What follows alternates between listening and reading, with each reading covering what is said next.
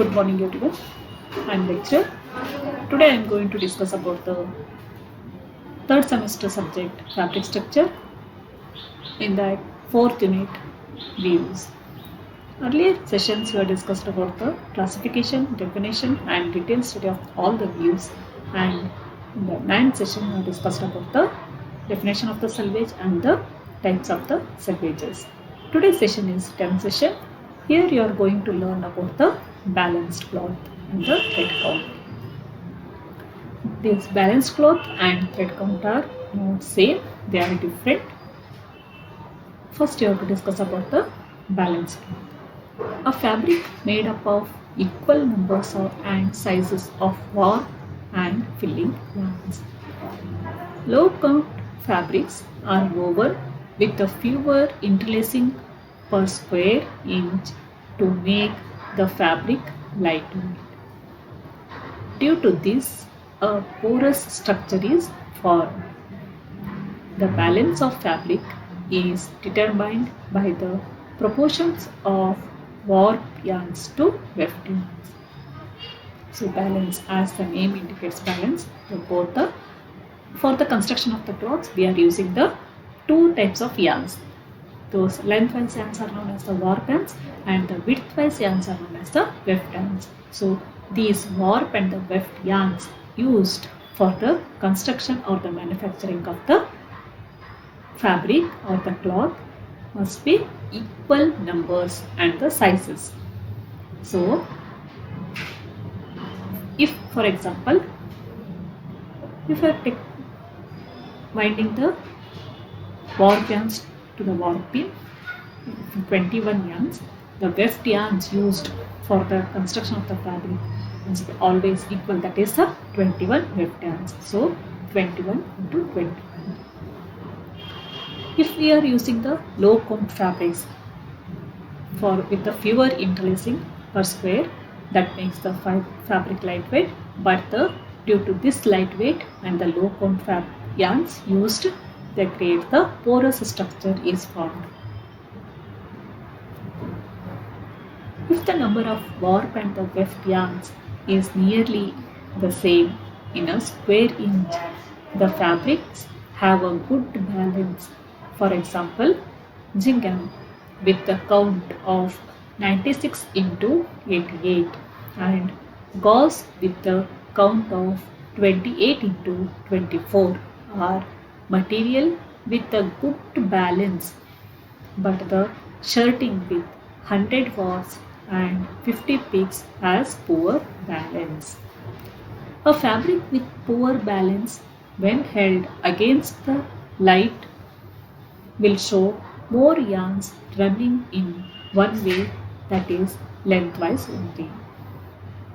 So if we are considering the balanced cloth, both the warp and the weft yarns used are almost equal, that is warp and the weft yarns nearly same in a square inch of that fabric. If you are taking the 1 inch of the fabric, if you are counting among the yarns, then if you observe that warp yarns 96 and the weft yarns are 88, then that fabric is balanced fabric of the cloth. With the, even for example, gingham with the 96 into 88, that is 96 warp yarns and we are using the weft yarns 88. So it is a good, that is balanced cloth. With the next, for example, if you are shirting, that is the, if there are 100 warp yarns first and only we are using the 50 weft yarns or the picks, that indicates that is the poor balance. It is not a balanced cloth.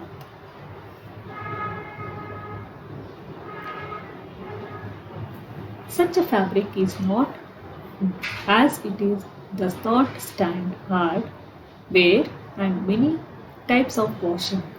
The strength of the fabric can be tested by tightly holding and stretching a piece of fabric and rubbing it repeatedly using thumbs. If any yarn slips out its place, and the tiny spaces between the view gets enlarged. It indicates that the fabric is not as strong as it looks. So by rubbing action in between the thumbs, you can check the strength of the fabric. That is by holding the and stretching the piece of the fabric and rubbing it repeatedly using the thumbs. You can check the strength. See the warp and the weft ends. Both are equal or the same in numbers. That is the balanced tone. Next is the thread count. What is a thread count then?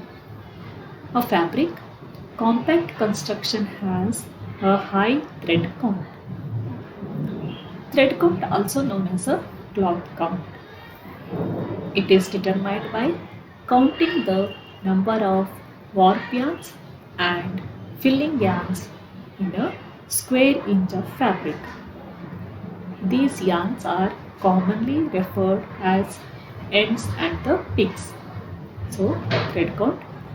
Compact wool, that is a compact construction fabric, high thread count because more number of threads are used. This thread count is also known as the cloth count. How it is determined?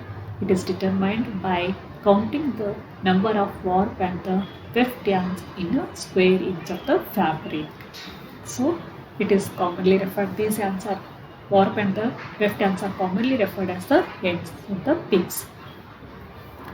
Thread count is determined by using pick glass or eyeglass or thread counter, which is a magnifying glass mounted on a small stand with a square opening in its base.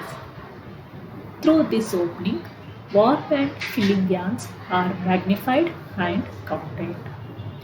If the square opening is 1/4 inch size, the number of yarns counted in the quarter inch multiplied by 4 gives the number of yarn 1 inch of the fabric.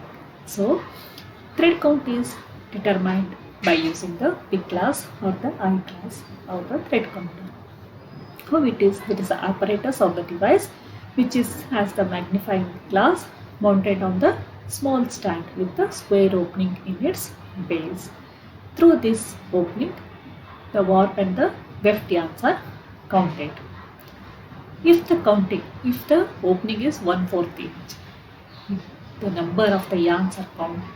You have to count the yarns, but you have to multiply by 4 and you have to record the readings. Because it is a 1/4 inch, you have to multiply it by 4 and then you have to give the thread count. Thread count should not be confused with yarn count. Yarn count measures the degree of fineness in yarns. Thread measures the number of warp and filling yarns in the square.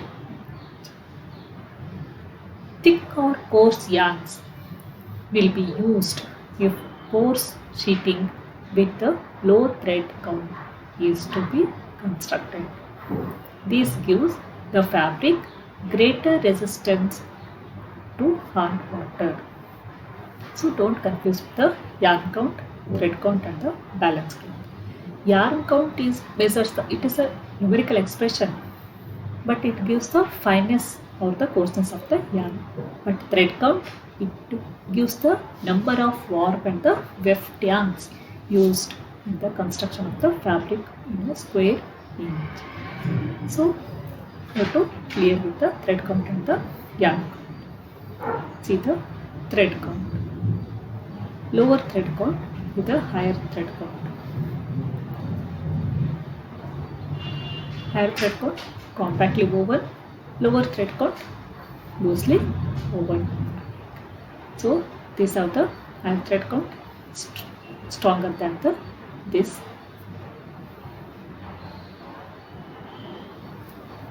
Answer the following questions. First, explain balance cloth. Second, describe thread count.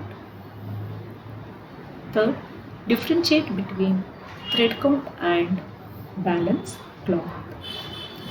To answer these questions with the diagram.